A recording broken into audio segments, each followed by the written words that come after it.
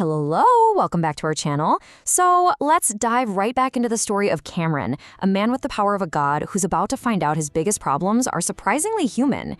You see, his greatest challenge isn't some cosmic threat. It's much, much closer to home.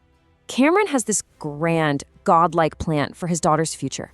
A perfect little world he's literally gonna build from the ground up. But reality is about to throw a wrench in the works with a problem that even he can't just wish away. Okay, so Cameron's vision for Emily is huge. We're talking a massive estate, farms, gardens, even a custom playground. It's the kind of dream any father would have, but his ambition was about to smash right into the hard limits of his divine energy. And here's where you can really see the problem. It's like a budget crisis. Over half of the Heavenly Tree's energy, more than 50%, had to be spent on his own personal advancement, non-negotiable. Another quarter of it was already earmarked for planting the new Sublime Tree, also crucial. So what did that leave for his huge estate project? Yeah, basically nothing. Not nearly enough. The sheer scale of it all, it was just overwhelming. He gets his throbbing headache and is forced to face a pretty tough truth. His project was just too big, too ambitious, and he was trying to do it way too soon. And that's when he has his big epiphany. It sounds like a simple little saying, right? But for a guy who can literally reshape reality, this was a massive wake-up call. He couldn't build his daughter's entire world in one go. He had to take a step back, figure out his priorities, and, well, start small. So he puts all the fancy stuff on the back burner. The beautiful gardens, the playground, the residential area, all of that can wait. For now, he's got to focus on the basics, the foundation of it all, the farming and animal raising areas. First things first. So with this new, much more manageable plan in his head, he spends the next hour just poring over maps. And he actually finds a few really good locations. He's totally exhausted, but finally has a clear path forward. Just as he's about to crash, his phone rings. And, well, that call, it was about to change everything. The person on the other end of the line was Jessica, Emily's mother, and from the sound of her voice, she was absolutely furious. Her tone was just murderous. But here's the thing. The old Cameron, the one who would have snapped right back, he wasn't there anymore. For the first time, he actually tried something different. He just stayed completely calm. Ever since his rebirth, he's had a real change of heart, especially when it comes to the mother of his child. And this calmness, this total lack of a fight, it completely threw Jessica for a loop. She was so confused by how calm he was that she just kind of snapped out the command and hung up. But just moments after he sent the hotel's location, boom, the phone rings again. And if he thought she was mad before, oh boy. It turns out Jessica had driven all the way to Los Angeles, straight to his old apartment. Finding it empty was bad enough, but then finding out they were in a completely different city, for her, that was the last straw.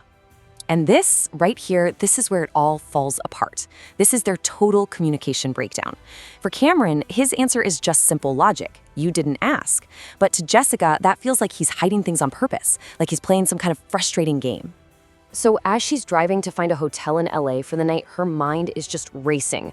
Why San Diego? Was he really there just for Emily? Or was he there for her? This new, changed Cameron was stirring up all these confusing emotions, and she just didn't know what to think. So after all that drama and anger from the night before, the next morning was, well, it was completely different. Quiet and, honestly, pretty sweet. Cameron wakes up to the sound of Emily crying. She's really upset, but she can't seem to find the words to tell him what's wrong. He pulls her into his lap to comfort her, and that's when he realizes she's had a little accident during the night. She wasn't hurt, she was just embarrassed.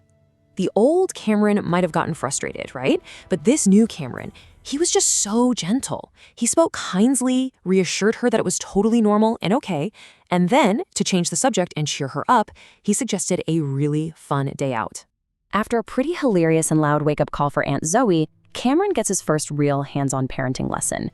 As they're about to walk out the door, Zoe stops him. She needs a jacket. And it was just a simple, humbling reminder for Cameron that he still had so much to learn about being a dad. After a long drive, they finally get there, a world-famous theme park.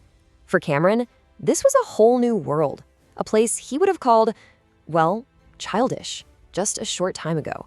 And the day just became this wonderful blur of happy moments. We're talking souvenir shops, family photos, and going on every single ride that Emily was tall enough for.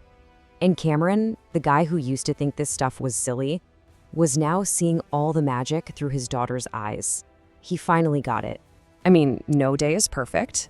There was that one moment of disappointment when Emily realized she was too small for the big roller coasters. But honestly, any sadness was forgotten in about 5 seconds, with all the other excitement going on.